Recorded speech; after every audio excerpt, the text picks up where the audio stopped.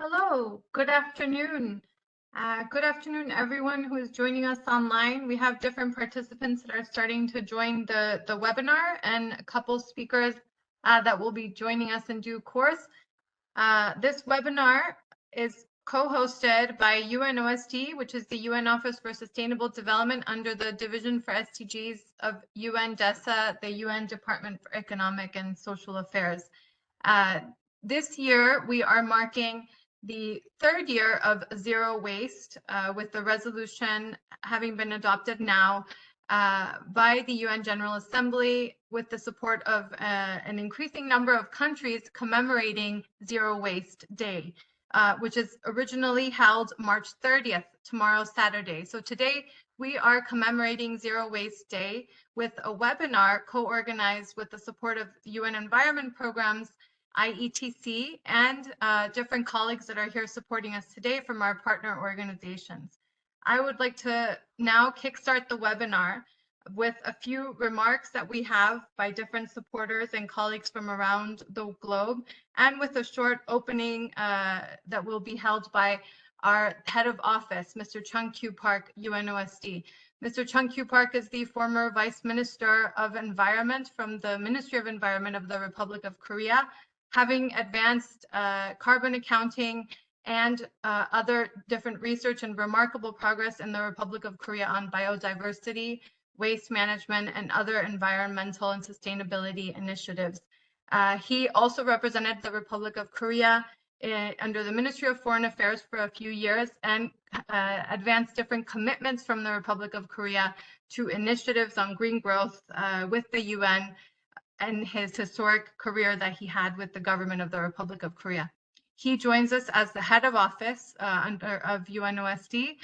So we would like to start this webinar with some opening remarks from Mr. Chung Kyu Park. Mr. Chung Kyu Park, the microphone is yours. Thank you.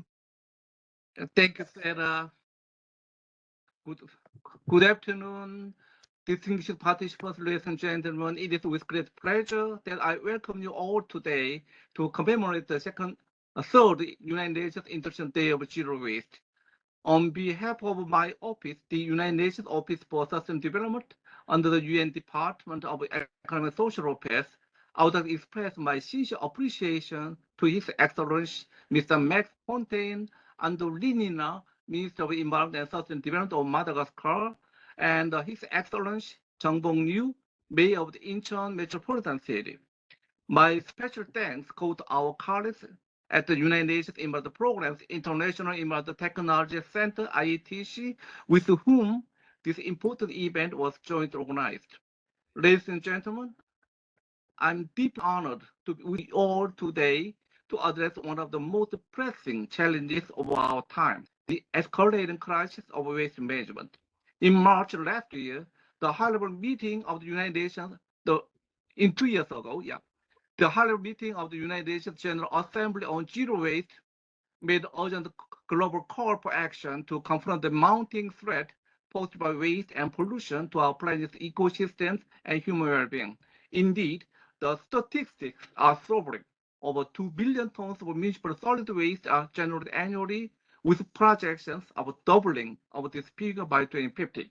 Obviously, waste impacts the lives of every one of us, regardless of where we live in, and thus it is growingly imperative that global communities should join together to address this crisis. While the statistics are undeniably daunting, I truly believe that amidst them lies opportunity, the opportunity to embrace resource circularity as a guiding principle, pose sustainable waste management systems, and ultimately enact positive change. Ladies and gentlemen, UNOSD and our partners remain committed to enhancing the capacities of our member states to achieve the SDGs together.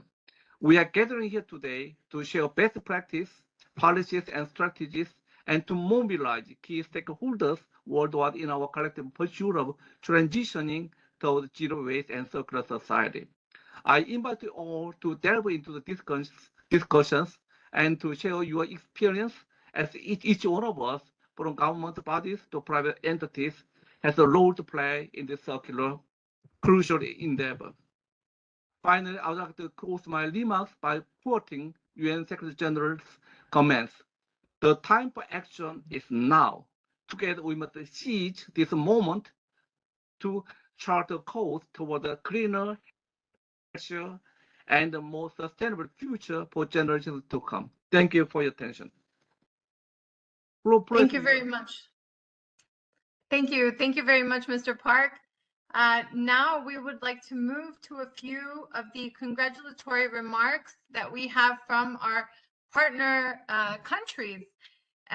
One of the partner countries that the office is supporting at UNOSD is Madagascar as well. So we would like to note that we have a different series of high-level interventions from these different supporting countries and partner countries and institutions. So we would like to start the high-level interventions with the symbolic intervention of His Excellency Minister Max Fontaine Andonirina, who is the Minister of Environment and Sustainable Development of Madagascar.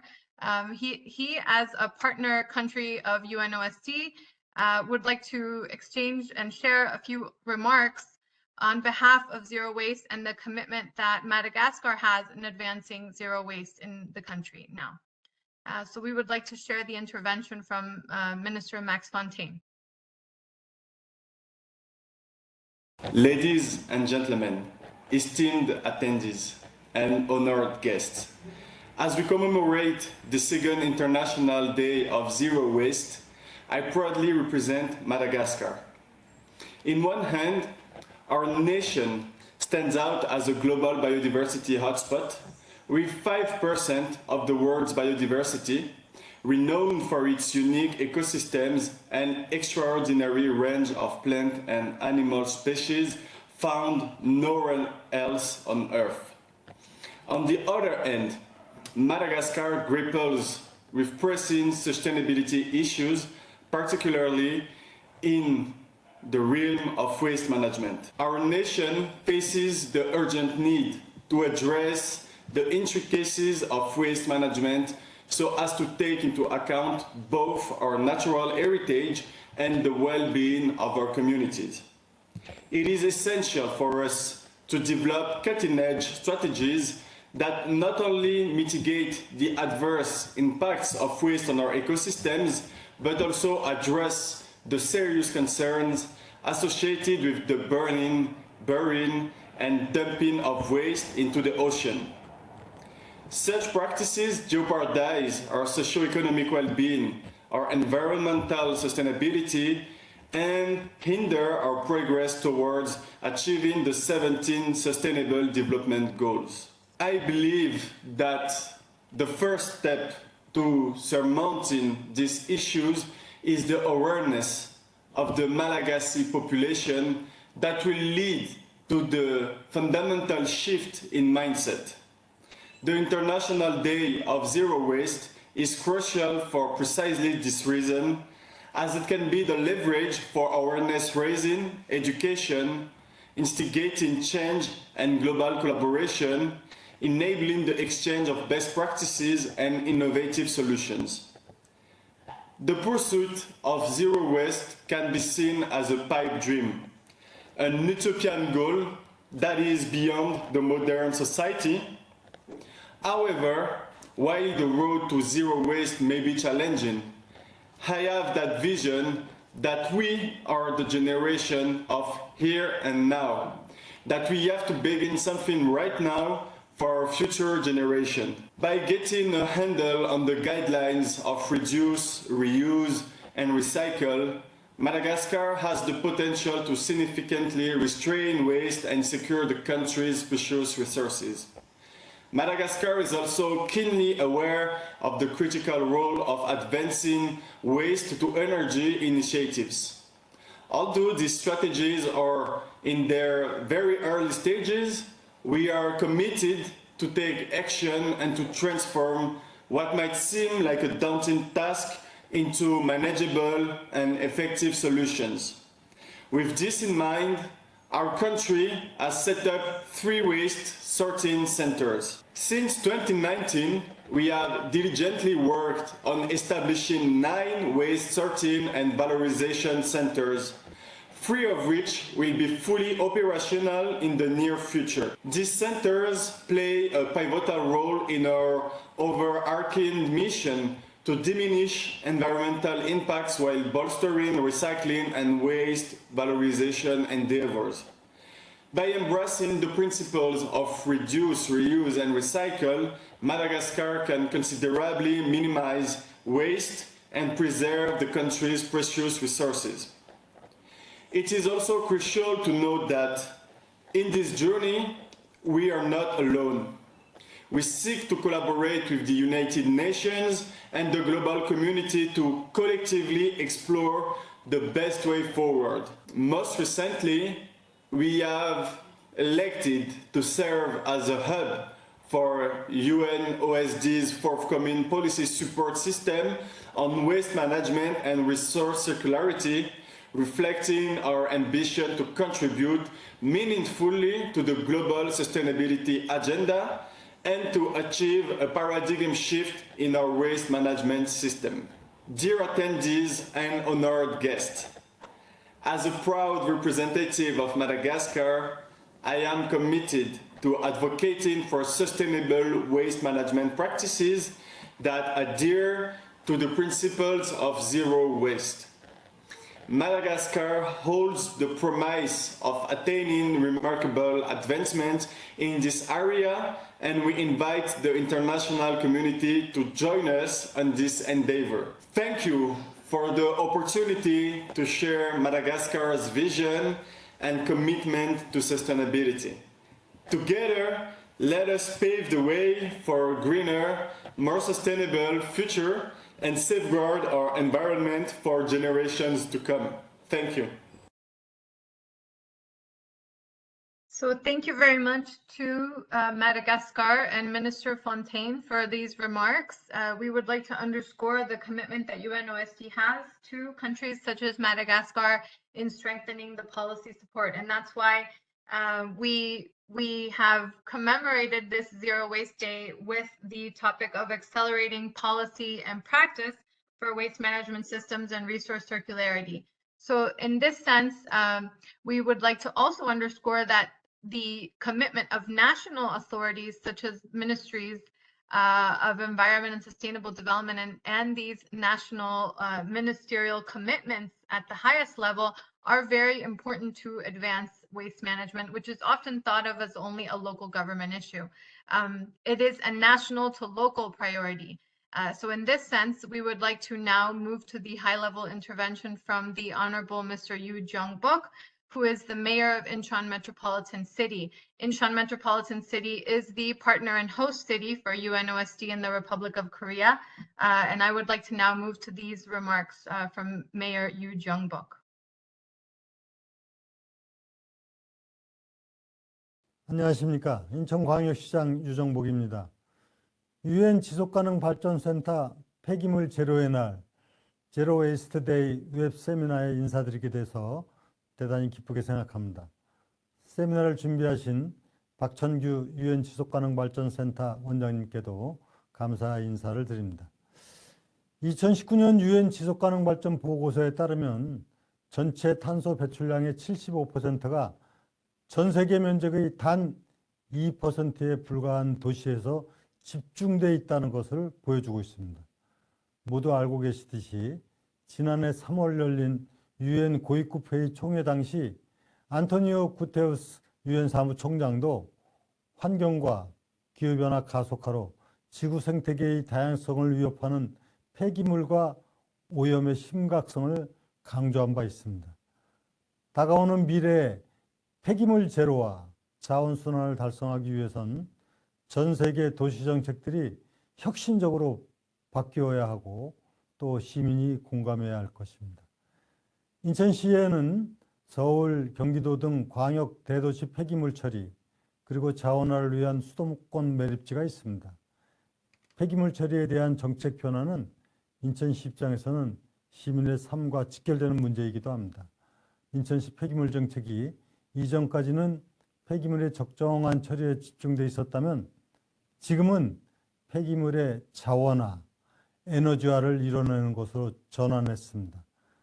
그 실천을 위한 첫 번째로 인천시는 2024년 통합 바이오가스화 시설 설치 시범 사업을 통해서 인천 가자 공공하수처리 시설에 2030년까지 사업비 1,388억 원을 투입해서 통합 바이오가스화 시설을 갖출 예정입니다. 이 시설은 음식물 폐기물, 하수 찌꺼기와 같은 유기성 폐기물을 하루에 295톤씩 통합 처리하면서 바이오가스를 생산하게 될 것입니다. 두 번째로 인천시는 일회용품 사용을 줄이기 위한 7개 중점 과제를 실천할 계획입니다. 공공청사 일회용품 사용 근절 선포식을 통해서 일회용품 사용 줄이기 위한 실천 지침을 강화하고 공공청사의 다회용품 사용을 위한 인프라도 구축할 것입니다. 중점 과제에는 공공기관 일회용품 제로데이를 운영하며 일회용품 없는 친환경 축제와 행사를 여는 내용도 포함되어 있습니다. 특히 조례 개정을 통해서 공공기관 청사 일회용품 사용 제한을 의무화하는 법적 기반을 마련하는 것이 가장 중요한 내용이라 할 것입니다. 세 번째로는 폐비닐과 플라스틱 배출 규제를 강화하겠습니다. 전 세계 주요 국가들은 지금 플라스틱 규제 강화와 재생원료 사용 의무화를 강조하고 있습니다. 인천 역시 이에 적극 동참하고자 합니다. 마침 2026년부터 인천 수도권 매립지에 폐기물 직매립이 금지됩니다. 인천시는 철저한 폐기물 분리배출과 수거가 인천 전 지역에서 완벽히 운영될 수 있도록 최선을 다할 것입니다. 끝으로 2045 인천시 탄소중립 비전 실천을 위해 2024 탄소중립 기후시민 공동체 사업을 추진하면서 시민들의 자발적이고 적극적인 참여, 공감대를 키워나갈 계획입니다. 이제는 전 세계 도시들이 폐기물 제로화에서 탄소중립 목표 실현에 이르기까지 모두가 힘을 모아야 할 때입니다. 이번 웹 세미나가 폐기물 제로화 정보를 공유하고 후대의 아름다운 지구를 물려주기 위한 지혜를 모으는 소중한 논의의 장이 되기를 기대합니다. 감사합니다.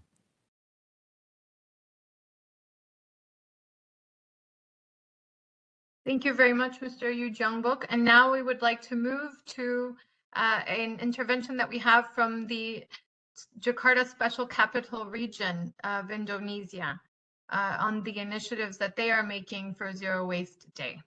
Thank you.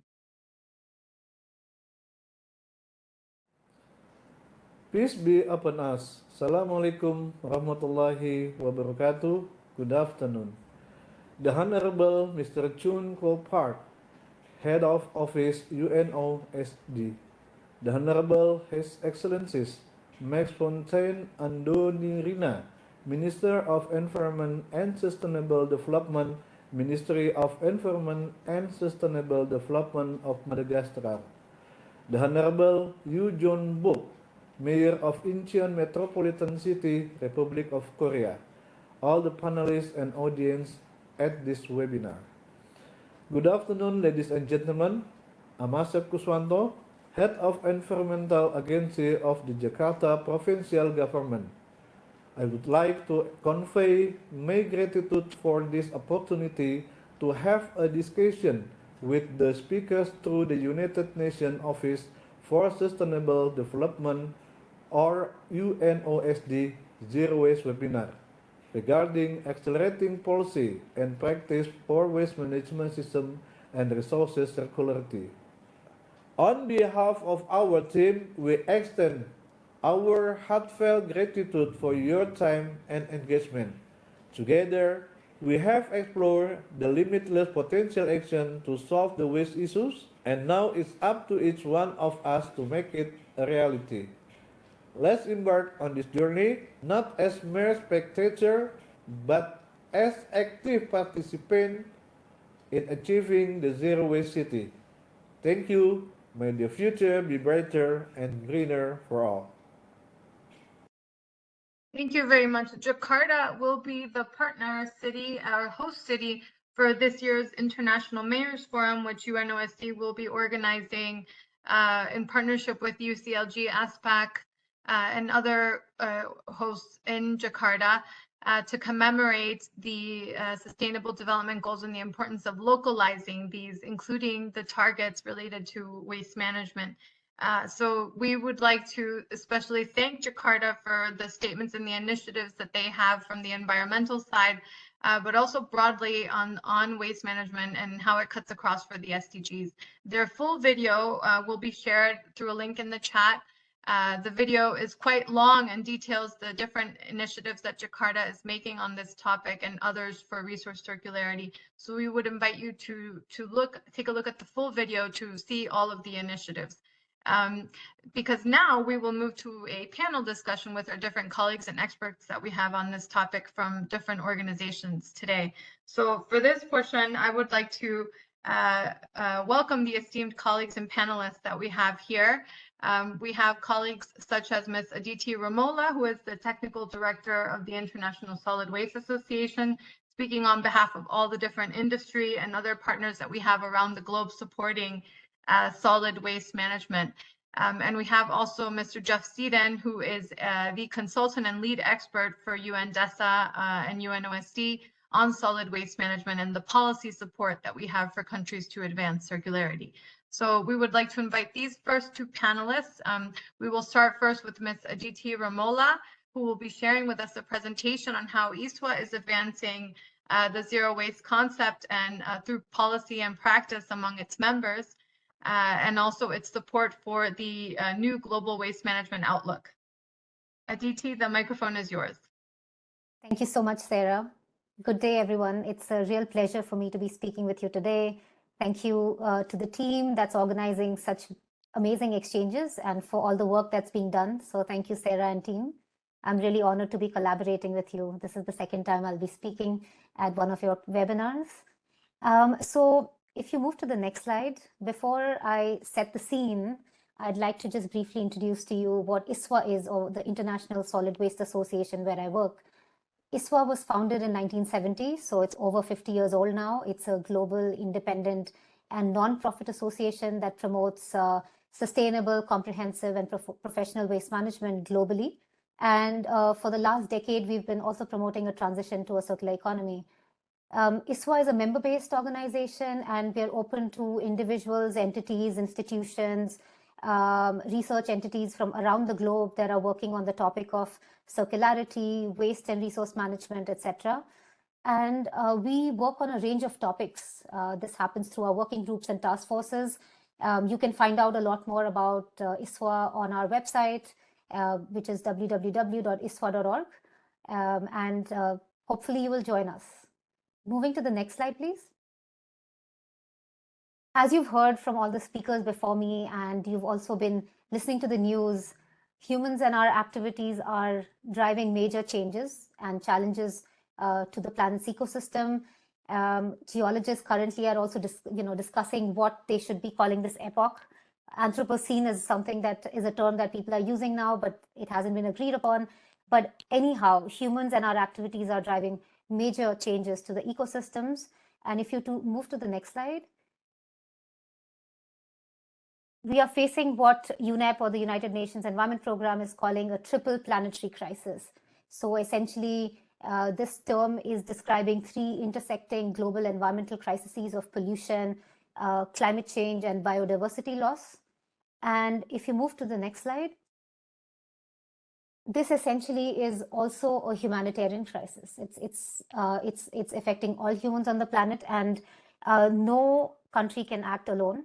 So like nature itself, these challenges are cross-cutting, cross-border, and which makes collaboration and cooperation a very crucial part of the solution to address them. So if you move to the next slide, essentially it is time for us to call a reset. And if you move to the next slide, UNEP and ISWA jointly produced a report that was launched last month. It was called the Global Waste Management Outlook 2024. And if you move to the next slide, I'll only briefly present a few data points here because my colleague Daniel is going to present a little more detail. Essentially, what our analysis is suggesting is that economic growth and waste generation are remaining closely linked, which just means that whether it's a country with a higher GDP or a city or a subnational entity, or even people with higher incomes, the waste generation is higher when the GDP or economic power is higher. So essentially, it tells us that the waste generation is simply unsustainable, resource use is simply unsustainable. And so if you look at the graph, those points are suggesting different countries. And in our analysis, we found that in the year 2023, we generated approximately 2.3 billion tons of municipal solid waste. And out of that, about 350 million tons were plastics. And this whole number of municipal solid waste is just going to increase over the next years. And if you move to the next slide. So if this trend continues and we don't decouple GDP growth with waste generation, we're going to see an increase in open dumping, open burning, open going into our environment. As also the Ministry of Environment from Madagascar, he just mentioned that it's also going into the marine environments. Essentially, what we found is that more than 2 billion people lack access to just basic waste management services.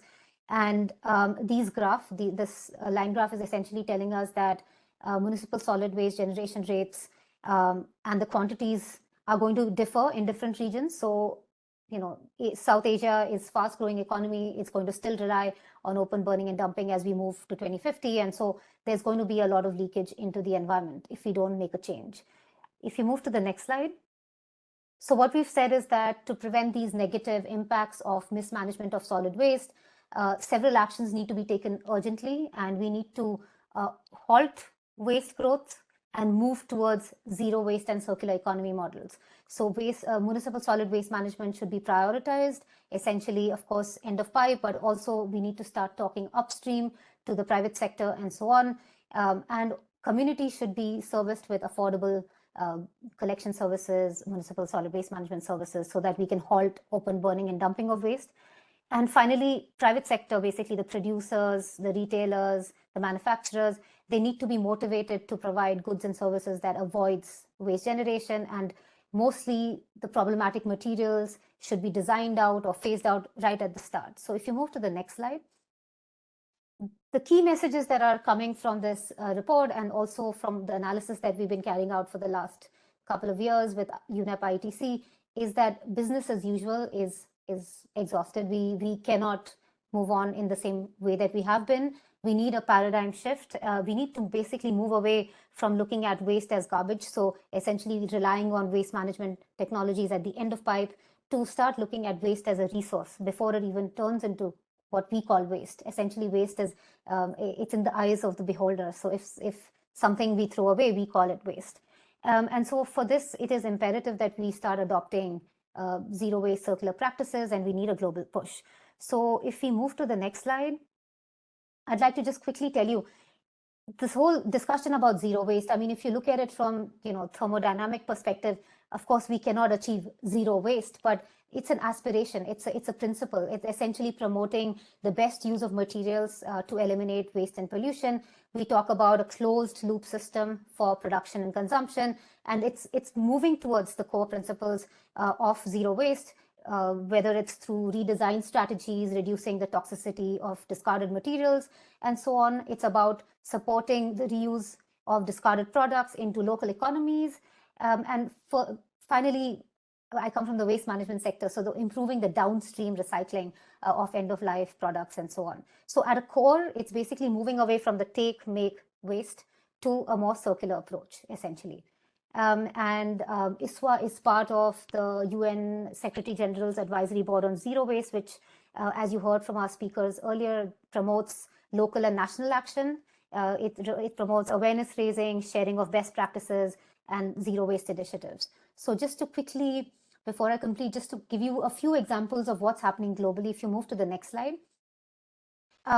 This International Day of Zero Waste, which is actually tomorrow, it's a platform for sharing best practices that are happening all over the world. And so one of the most famous examples of a zero waste town is the Japanese town of Kamikatsu. In 2003, about 1,500 inhabitants, they came together and said, they declared their intention of becoming a zero waste town. And so it's not easy. It took them quite a few years. But if you look at the recycling rate that they've achieved, it's about 80% as compared to, an average of 20% globally. And so they achieved this through, really detailedly segregating and sorting their waste. And you won't believe they separate their waste into 45 subcategories, which is challenging, but they've done it. They don't have any garbage trucks. They've moved away from incineration. So it's a positive example. Then you also have smaller examples popping up in different parts of the world. You can look at Quezon City, Southeast Asia. We use a lot of sachets, and these sari stores, or in India we call them kirana stores. They are promoting refill systems and so on. And so lots of these little refill systems have been installed in sari shops across Quezon City, and they're basically promoting that lifestyle change. Looking now, pivoting back to a big country in Asia, India, just last year, a cost-benefit analysis was undertaken for street vendors, food stalls, essentially who rely a lot on single-use plastics like cups and bowls and plates and so on. And what was found is that, if you move to more reusable systems or reusable products, you can actually have cost savings.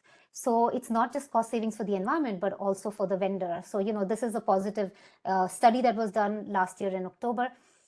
Then if you look at towns and municipalities across the country, they're moving to zero waste to landfill models. And so they are essentially maximizing the amount of resource that stays in the system and very little goes out.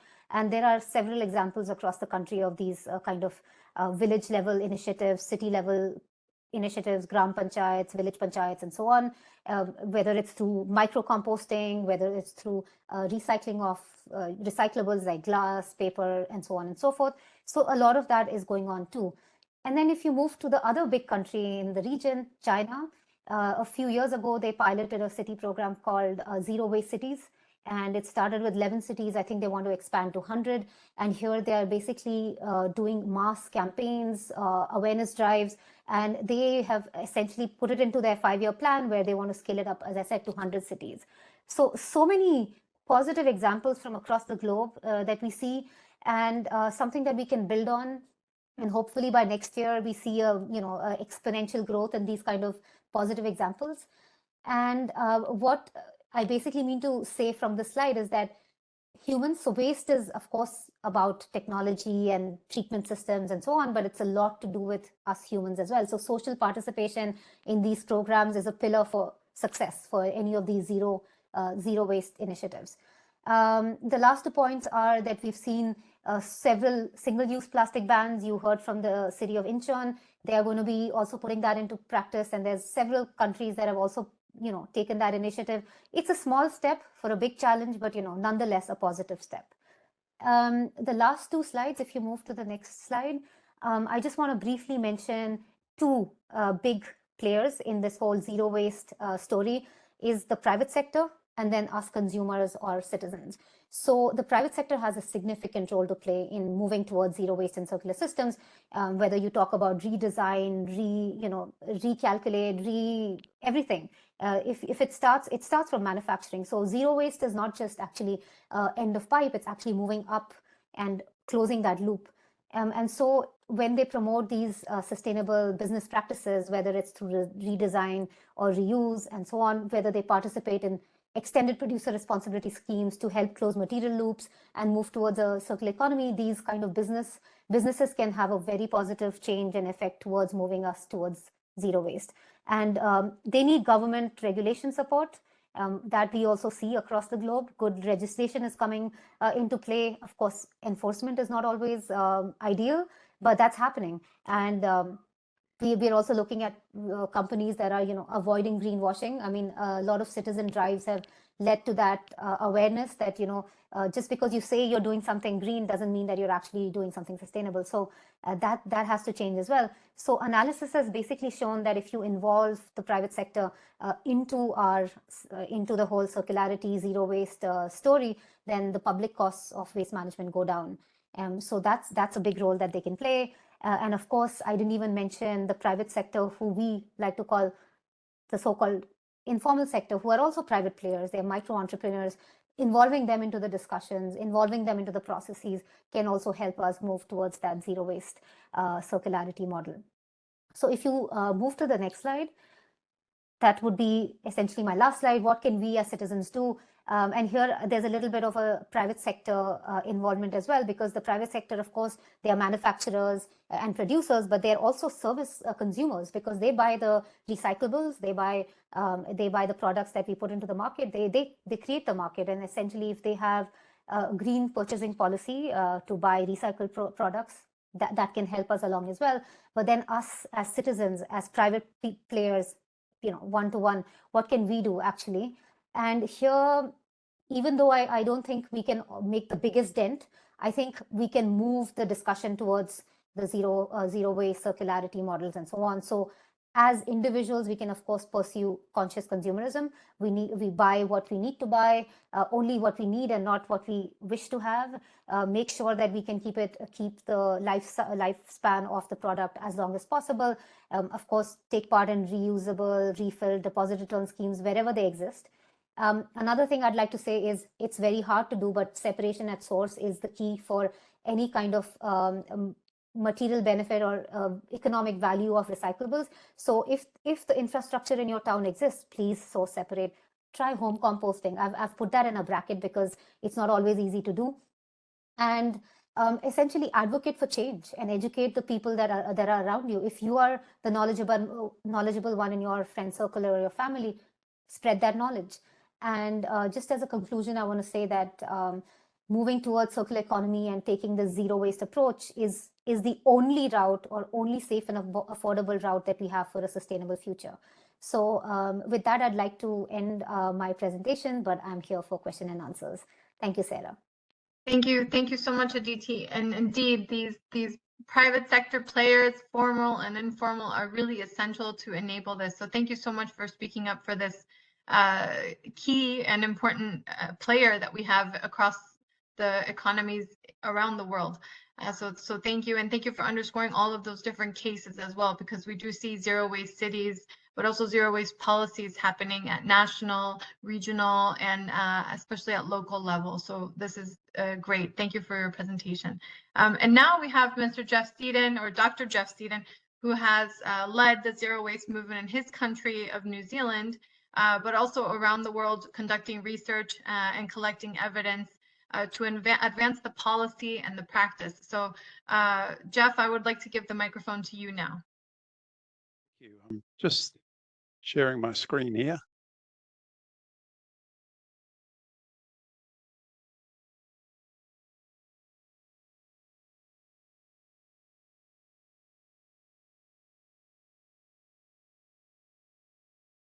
Coming through? Yes. Yes. Thank you, Sarah, and thank you very much for the invitation, and hello everyone on the other end. What I'd like to do is, well, what Sarah's asked me to do is to take it from the broad generalized global approach that we've just heard about through to a specific example. And the example that I like to take is the country at the top of the world. And you can see there, there's a little blip, and that turns out to be New Zealand.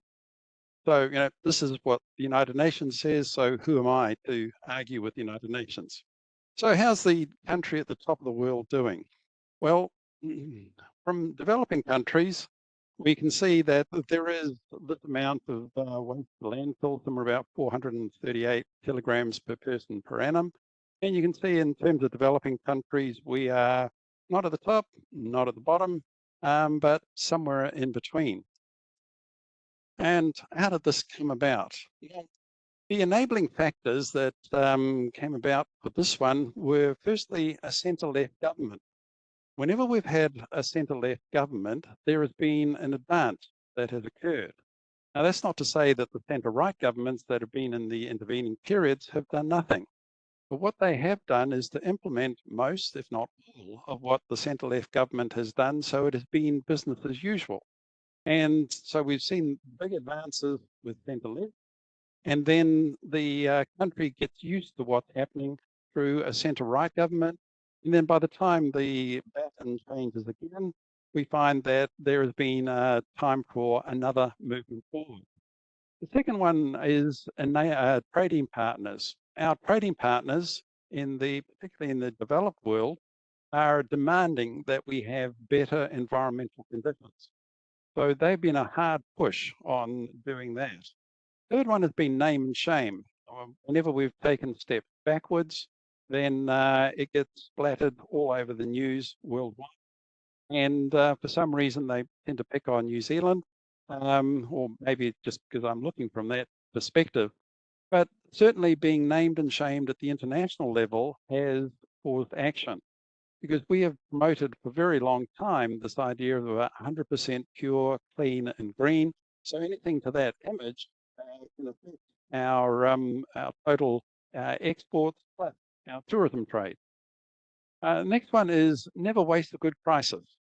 Now, waste is not a sexy topic.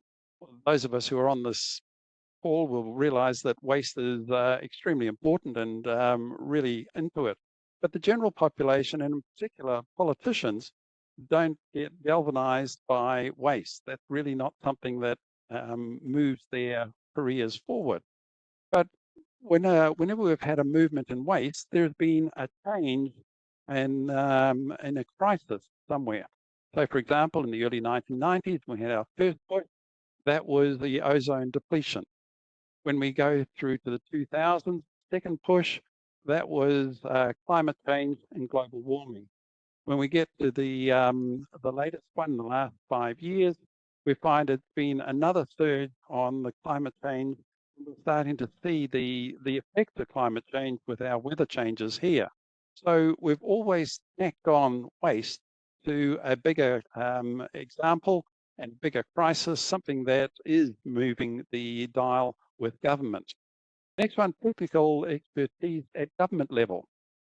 Now, having some people within the group who actually know about the sector and how it works has been extremely important, because they can then suggest things that become useful. Engagement has been a particular heavy aspect where government, both local and central, has engaged. We've had engagement with the private sector, with the producers, and with the general public. The informal sector in New Zealand has been very small, but it can be a very much, it's been a very much under the radar type arrangement. So engagement with the major sectors. And NGOs have been very prominent in pushing the case to keep it in the news. So they have also provided an enabling factor. We can look at what are the highlights. Well, we've currently got 16 extended producer responsibility schemes going, and they're a wide variety from the typical plastics through to construction, through to packaging, chemicals. It's across the board. Nationwide, we have just got a common curbside plastics recycling scheme. So the same plastics are being collected nationwide, and that just came in February this year. We've got a single-use plastic packaging ban, the way that was about 5 years ago, and that's been rolled out gradually. We also have nationwide curbside organics collection, and that is currently being rolled out. That's another scheme that just came through. And for a long time, we've had a 90% landfill gas capture from our landfills. So these have been things that we counted as major successes. What's working? Well, we've got local government who are moving in unison. They talk amongst themselves, and they also talk with the government. So when local government is going to do something, there is agreement, general agreement across the country. We have waste collection rate. So close on 100% of households have got curbside collection. We also have good collection rates of recycling. We're about 90% of households have that. And we have commercial collections that are getting very high rates as well. We had an early focus on small streams. This is when you're trying to get used to what's going on. So the single-use plastic packaging was one that was an early focus, and there have been calls for that for about 20 years before it actually went into play. What we've had is a long lead-in time. So to get to the state where we're at now, it's been about 34 years. So it's not a quick overnight fix. You're in it for the long term. One thing that is that it goes in spurts, as I mentioned just before. So what's not working? Well, we've got data gaps. While we can get the data about how much waste is collected and how much ends up in landfill, anything lower than that requires a lot of guesswork. So we're also working around how to get better data. The overall waste rate or waste quantities are still increasing. And what we've done is that we have brought in more and more types of landfill into the scheme. So we're getting bigger and bigger numbers.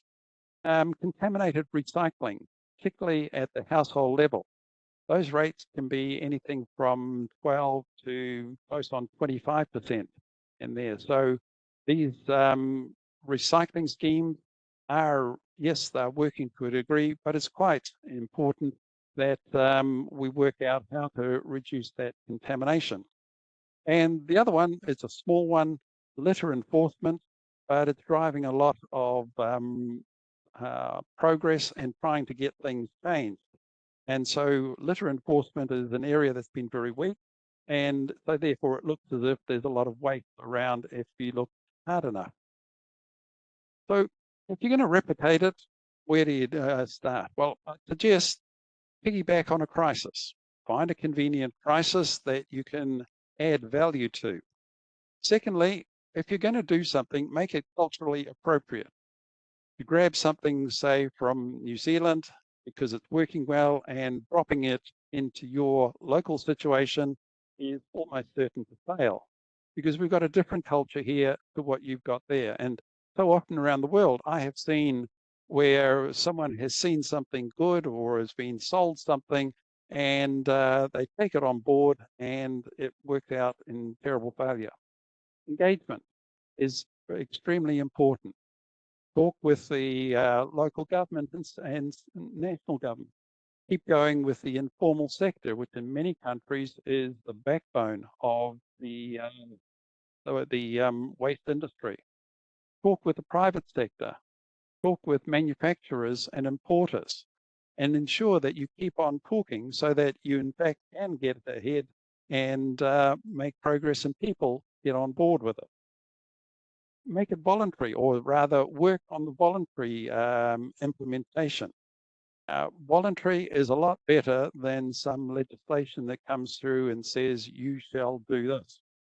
So therefore, keep it on the voluntary area. If people agree and need legislation, well, there's a thing that you can do to mop up. Comprehensive legislation to allow things to happen. Our main waste legislation is umbrella-like, so you can add regulations underneath. There's not much specified in the legislation itself. It says what are the processes, but it doesn't specify how things are done at the minute level. So with comprehensive legislation, if something crops up, you can normally cover it with regulation or working somewhere under that piece of legislation. And in order to make a business case, assemble any available data.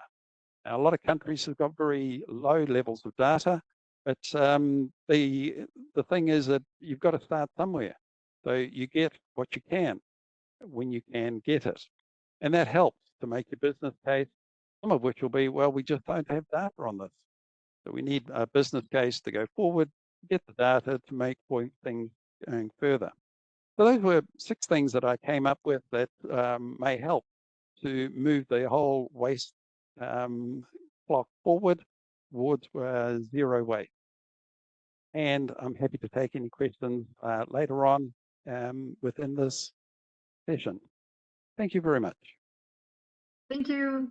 Thank you, Jeff. And I would like to now move to our next speaker who will share with us the the recommendations from the Global Waste Management Outlook, which I'm sure will echo the importance of data and the different types of voluntary measures or comprehensive policy measures that can be taken. For that, we have our colleague Daniel Turnald, who is one of the authors of the Global Waste Management Outlook from UNEP IETC. Daniel, the microphone is yours. Thank you very much. Let me just share. Can you see my screen? Yes. Excellent. Yes. Hello, everyone. My name is Daniel Turnald. I'm with the UNEP IETC office in Osaka, and we're a small office, but we focus on waste and waste management related projects and activities within UNEP. And as mentioned, I've been involved in the development of the Global Waste Management Outlook 2024, which launched last month in Nairobi during the United Nations Environment Assembly. So we'll quickly go over some of the key findings and some of the recommendations to build on what Aditi already mentioned earlier. So basically, the first Global Waste Management Outlook was a 300-page plus almost waste encyclopedia, and we didn't want to recreate that, so we just focus on the main changes since that time. So it's a much shorter and snappier version, and it's basically divided into 3 sections. First, a data analysis point, then it's analysis why have we not achieved what was set out in the first Global Waste Management Outlook, and lastly, how do we achieve, how do we move towards zero waste and circularity. These are numbers we have already spoken about today, but basically the current generation is about 2.1 billion ton, and we're going to reach close to 3.8 billion tons in 2050 if we stay on a business as usual path. And you can also see the purple stack at the bottom of these graphs is the uncontrolled municipal solid waste, which is basically dumping or open burning. So in 2050, unless we do anything, we're going to burn and dump into our environment closer to 1.57 billion tons every year. And as Aditi mentioned in the line graph earlier, there's a strong correlation between GDP and population when it comes to waste growth. And here we can see that it's actually the GDP growth is more than double the coefficient of population growth.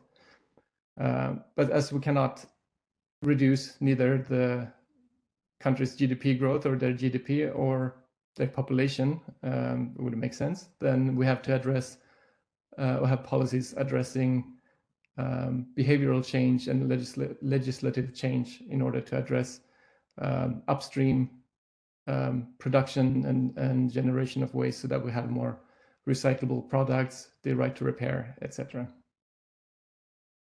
In our analysis, we also have 3 scenarios that we forecast. One is the one I just showed, the business as usual.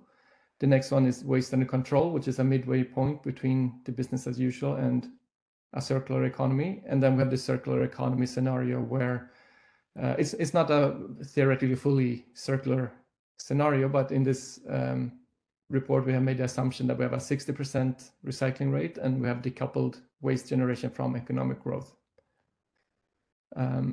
So with that in mind, we have 3 impacts or 3 externalities we have looked at, which is the global warming potential, ecosystems quality, and human health.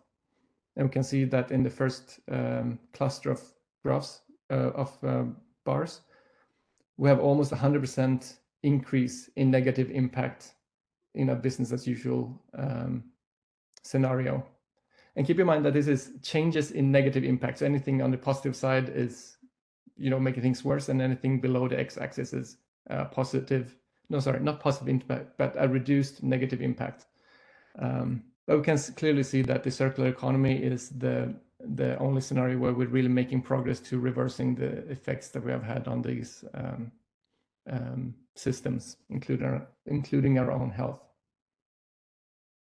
We have also, with these forecasting, looked at the cost of waste and estimated and tried to quantify the cost of different waste management systems. But keep in mind, as Jeff mentioned earlier, the data on waste is limited, and any results extrapolated from such data will have to be taken with a grain of salt, but we do see the trends nonetheless.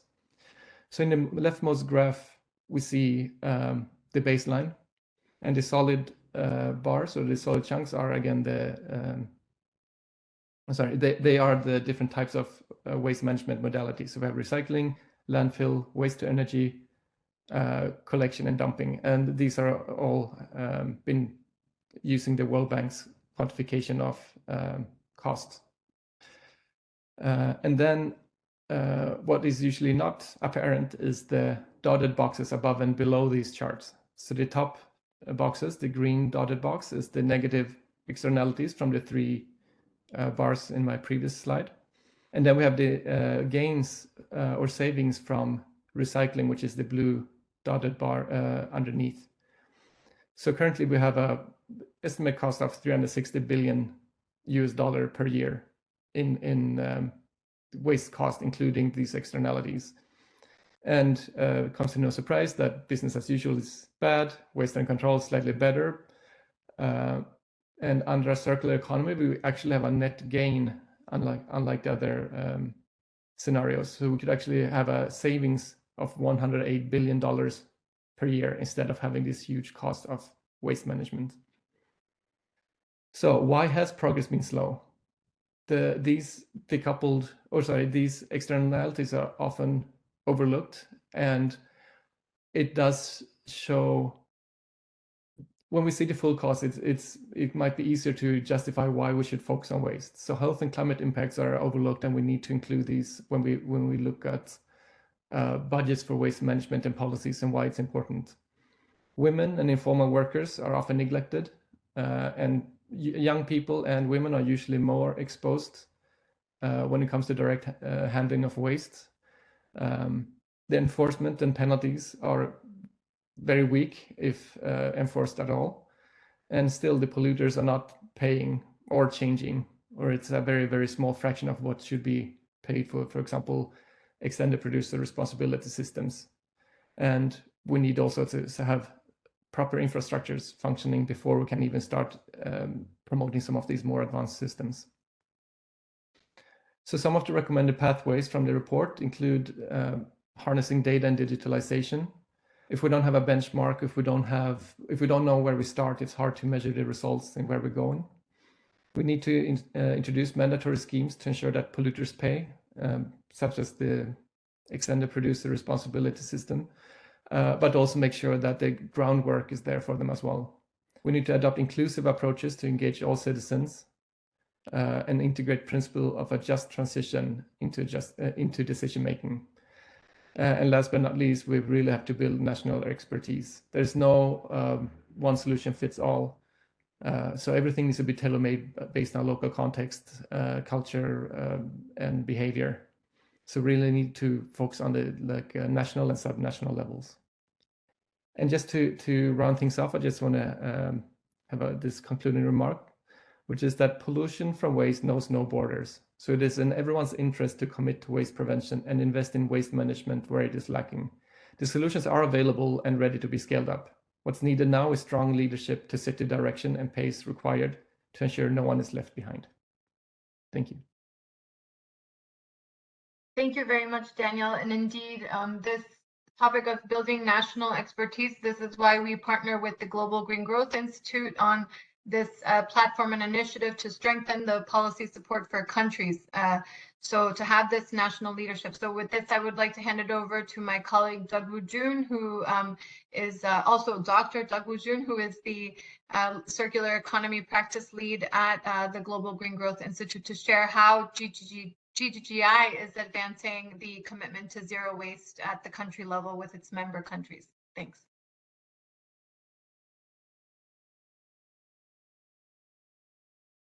So hi everyone, I'm Dogu John. I'm the Circular Economy SOP Lead at the GGGI. I'm delighted to have the opportunity to present our work and the contributions in the circular economy sector. So GGGI has been actively involved in the various initiatives across our partner countries with over 40 country offices, each conducting proactive activities in the circular economy sector, as illustrated in this map. And today, I would like to share some cases with you. One of our interests has been in advancing recycling systems within our partner countries, and we have highlighted the importance of the efficient sorting systems to enhance circularity. We often collaborate with the local communities to boost the public awareness and encourage source segregation at home, as demonstrated in our Laos project. Furthermore, we are deeply engaged in the valorization of the organic byproducts or organic waste into resources such as biogas. We have several ongoing biogas project development initiatives in countries including India, Indonesia, Thailand, Nepal, and Morocco. Our efforts extend to integrating this biogas with the more advanced energy systems like bio-CNG. And recently, we've been working on biohydrogen application. Especially the biohydrogen approach allows us to further upgrade biogas to bio-CNG and then bio-CNG to biohydrogen, which integrates the sustainable bioeconomy with the hydrogen economy practices. And adopting such advanced technologies often comes with a high cost, and it makes regional governments and local investors hesitant to do the financial burdens. In such cases, we incorporate carbon financing schemes to introduce additional revenue streams into business models. The one example is Itsumo biogas project development in Morocco, as you can see in the slide. Additionally, we recently launched the biochar initiative in Vienna, utilizing the carbon financing scheme with the voluntary carbon market. This project is particularly fascinating because it embodies the circular economy practices in the agriculture sector and highlights the synergy between sustainable bioeconomy and the circular economy. As we anticipate the broader adoption of the electric vehicles, sustainable management of their used batteries becomes an imminent challenge. And we are beginning on initiative addressing this by formulating a battery recycling industrial ecosystem in Indonesia, and we aim to enhance the competitiveness of the local business and the industries in the EV battery recycling. Our work also extends to bioplastics with ongoing project in the Philippines and an upcoming initiative in Indonesia. These projects leverage the abundance of the organic resources and the byproducts to produce bioplastics, which serve as alternatives to traditional plastic materials. These initiatives are requiring strong collaboration between private companies across the supply chain. So we plan to actively promote their technology transfers, investment partnerships, and greenpreneurship. Frankly, the GGI had traditionally focused on downstream impacts, as it had many other organizations. However, we are now shifting our emphasis towards upstream solutions to contribute more effectively to sustainable resource management in our partner countries. For this shift, we are actively looking for comprehensive partnerships with all stakeholders, such as the private sector, governments, international organizations, local communities, and NGO. And thank you for your attention. And I hope you find our efforts in the circular economy sector as promising. And have a great day. Thank you. Thank you very much, DJ. And I would like to now ask if we have any questions from the panelists to each other or from the different participants that we have here today. So I believe some of the colleagues have sent some questions here on the chat. So I would like to read one of the questions that I received from the participants, and that is on the question of public-private partnerships with the informal sector. So do you believe that public-private partnerships can be made with the informal sector. I would like to give this question to Aditi, since you mentioned the informal sector. Absolutely. PPP, public-private partnerships, are going to be instrumental in realizing our zero waste objectives. And this is because we can actually combine resources, experiences, innovation between all the players that are involved to develop and implement any kind of sustainable waste management solutions.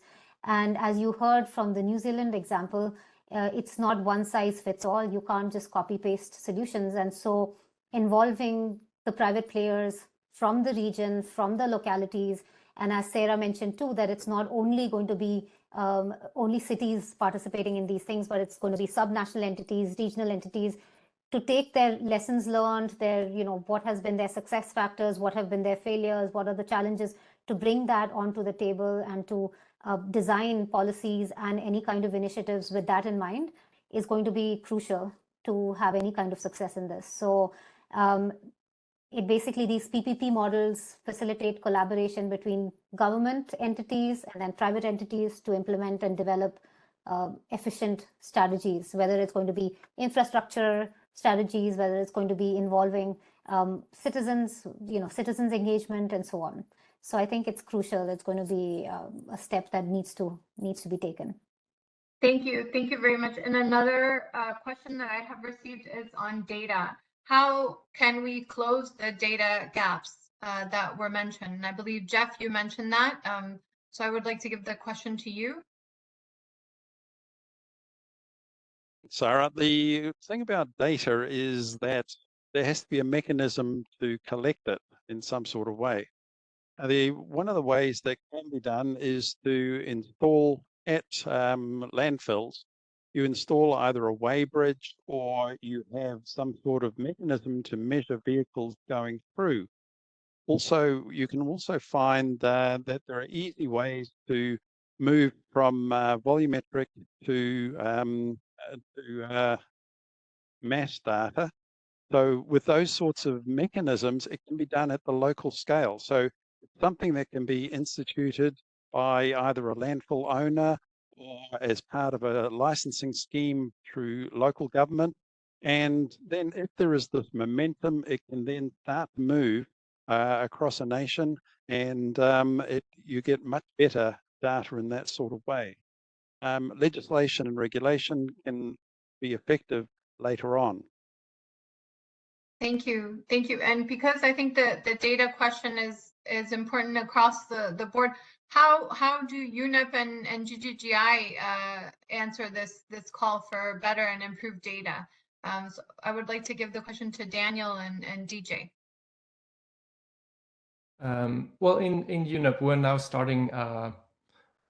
Basically, we are revamping all our projects to have a more focused and cross-sectoral, or what we call cross-organizational approach to our waste projects. And the data collection and available of waste data is a high priority in this. We're also working with, or talking with, for example, UN Habitat. They have this waste data from cities they're collecting. We have the World Environment Situation Room, which is a kind of a data platform where we collect data from all kinds of, not only waste. But as I mentioned, one of the issues is how do we get the data? And ideally, we want comparable data from different nations. If we're looking at the macro data now, so we need to have, first of all, a definition of waste and recycling, because that's different for everyone. So there needs to be some kind of universally agreed criteria. And then it's just, there has to be some incentives for countries to report this data, I think. But that's something we're working with our partner countries in discussing, and how can we make this happen. Thank you. And Doug, what would you say that GGGI is doing to improve the data for evidence-based or improved projects as well? Yes, right. Actually, so also we take the very serious interest in the gap in the data application. So the data, the collection is very important, but also we believe that the very skillful data application for the policy making or project development are also very important. So it's very hard to overcome the data gaps in many their countries. And also, although they have like some data collection and database development support from the international organizations or other countries, then many times they don't know how they have the still need like some capacity to use these data to design the policies and the projects. And currently we are considering AI solutions to help them to facilitate the data management as well as utilization in their own applications. And when you return to the informal sector environment, actually, so we believe also AI can help the strong environment from the informal sector to have like some rewarding system across the recycling the supply chain. So we are exploring this kind of AI initiative in the different circular economy practice as well. Thank you. Thank you so much. Yes, I think AI can really contribute to producing synthetic data for some of the SDG indicators as well.